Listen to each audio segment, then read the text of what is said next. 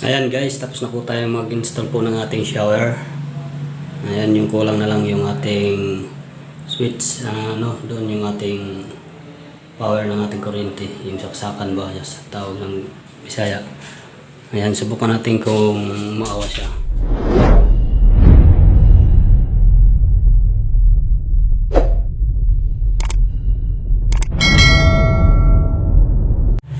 Ayan guys, welcome to my YouTube channel.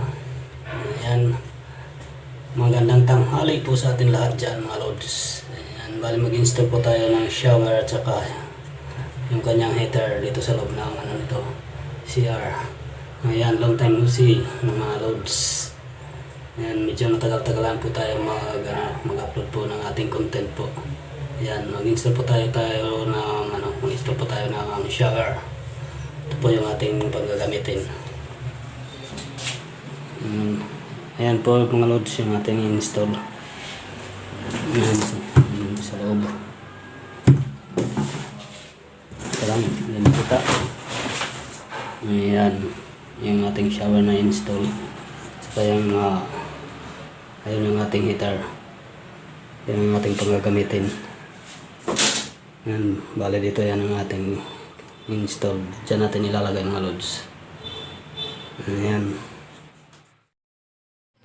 Ayan guys, yung ating main line, yung ating ginamit po yung ating PPR pipe mga guys. Ayan, ito yung ating hot cold na yung ating main line. Ayan, nakapix na yung ating yung ating paglalagyan po ng body ng ating shower. Ayan, papunta yan dun sa ating lavatory. Ayan, yung ating lababo ba tawag po sa Bisaya. Ayan, may dalawang linya dun, pang hot at cold. Ayan, dun po sa taas yung ating heater na ilalagay dun mga loads guys. Ayan, bali mag start na po tayo. Yung ating angle bulb muna yung ating unahin mga loads. Lagyan po natin ng teflon muna at sure natin na hindi siya maglilik mga guys. Yung aking mga kaibigan dyan, yung mga tagapanood dyan, thank you. Ayan, maraming salamat po sa inyong pag-support po sa aking channel. Ayan, ilagay na natin po yung ating pagkakapitan po ng ating shower, yung angle bulb nya mga loads. Ayan po, dahan-dahan lang muna natin kasi isusure natin na hindi siya mag-leak mga loads. Yan, ika nga nila, slowly but surely. Ayan, diba yung sabi po nila, kailangan po natin i-sure yung ating trabaho para hindi po tayo paulit-ulit po. Ayan, yung ating pangalawa po na angle bulb na ilalagay guys. Ayan, pinadahan-dahan lang po natin mga loads. Ayan, ito yung kanyang yung kanyang frame. Ayan, ilagay natin. Ito naman yung kanyang lock sa ilalim mga loads. Bali yung ginagamit niyan yung mga allen rings, yung kanyang tools mga guys. Yung niya, yung allen rings yung gamit natin. Kailangan natin siya i-sure din na mahigpitan siya ng hindi naman gaano kahigpit, baka siya mabiak o maputol doon sa ilalim.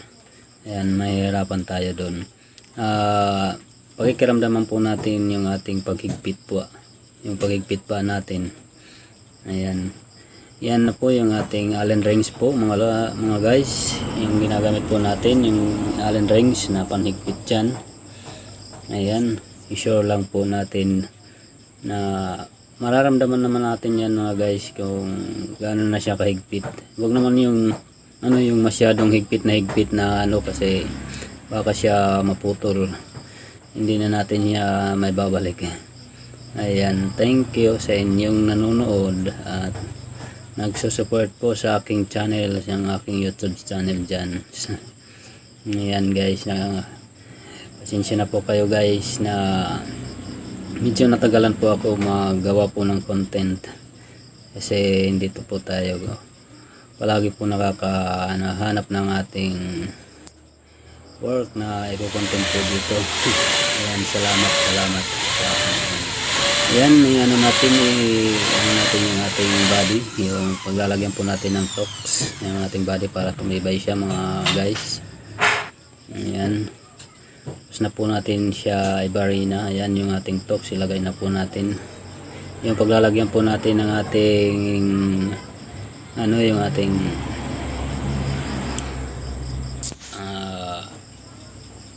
para ano, yung screw ba, screw. Ayan. Ayan. Hindi natin maalala yung ating screw at saka tox. Ayan, ilagay na po natin mga guys yung ating tox at saka screw na natin yung ating paglalagyan po ng ating body ng ating ano, yung ating shower. Ayan, yung ating shower ng body. Ayan, konting ano lang po mga loads, konting antabay lang po sa panonood ninyo. Ayan, ayan na po mga loads yung ating body. Ilalagay na po natin yan. Bali yung ating body mga loads, hindi naka-trade, may mga ano yan, may mga gasket. Bali inano lang siya, pinapasok sa mga butas. May ano na siya, may guide na po siya sa butas na yan. Ayan.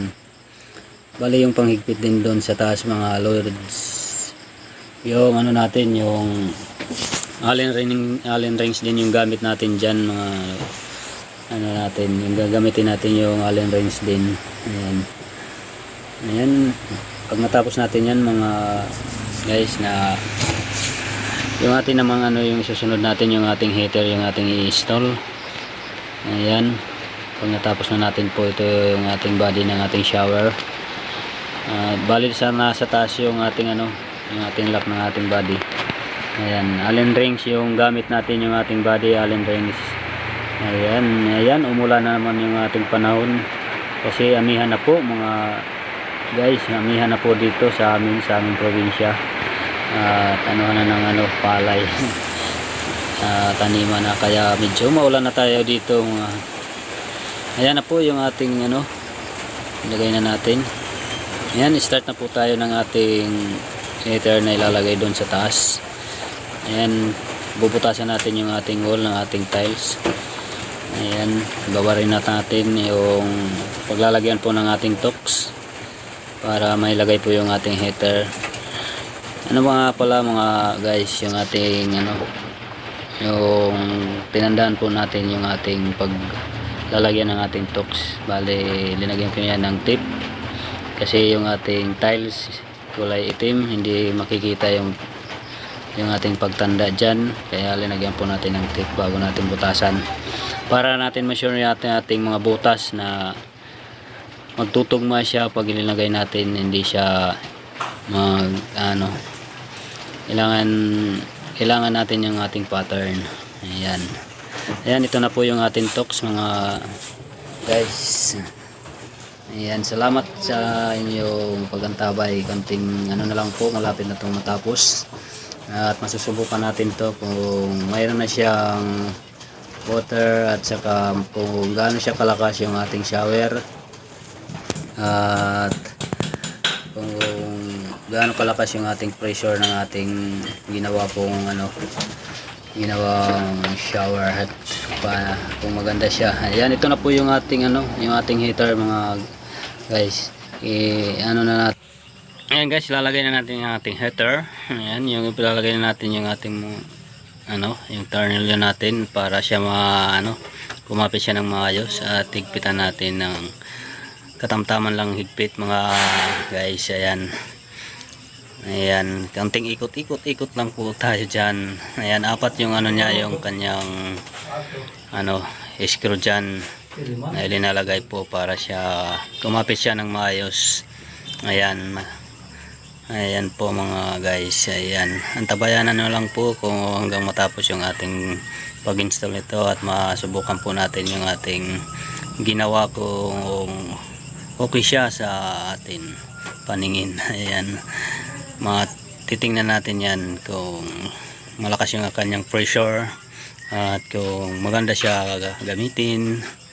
Ayan, Pagkatapos nito mga guys, yung takip niya ang isusunod natin ilagay. Ayan, pag naigpitan na po natin. Ayan, ito na po yung ating pantakip. Yung takip ng ating heater. Ayan. Medyo sure lang po natin sa pagtakip. Kasi may mga naman siya, may mga guide na nakikita naman yan yung paano siya ilalagay. Ayan. Dalawa lang din yung kanyang lock nasa ilalim. Yung tornilyo lang po din po. Yung Phillips screw ang gamit dyan. Ayan. Medyo mabilis lang yan mga guys, yung pagtanggal at saka pagbalik dyan sa kanyang sa kanyang pisto sa ating heater, yung takip niya. Ayan.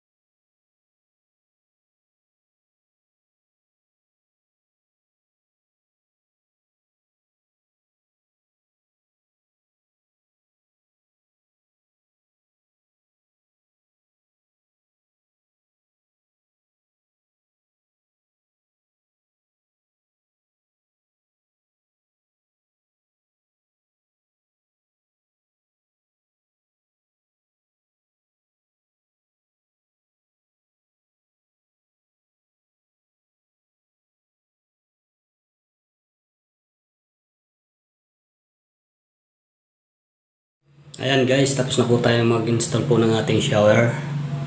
Ayan, yung kulang na lang yung ating switch, doon yung ating power ng ating kuryente, yung saksakan ba, yes, tawag ng Bisaya. Ayan, subukan natin kung maawa siya. Dito tayo mag-start mga loads. Guys, ayan, ikotin natin muna. At ito yung ating susubukan.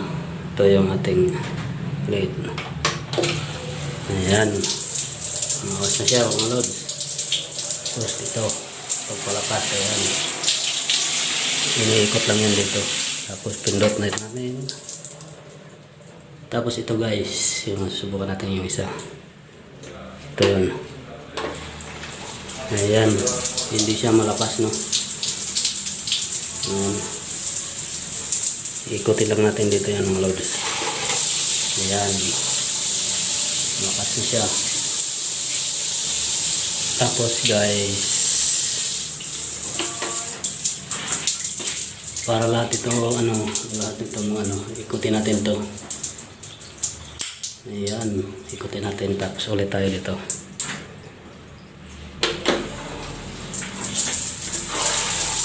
Ayun. Ayan, lahat na sila, lahat na ng butas meron. Ayan. Tayo natin.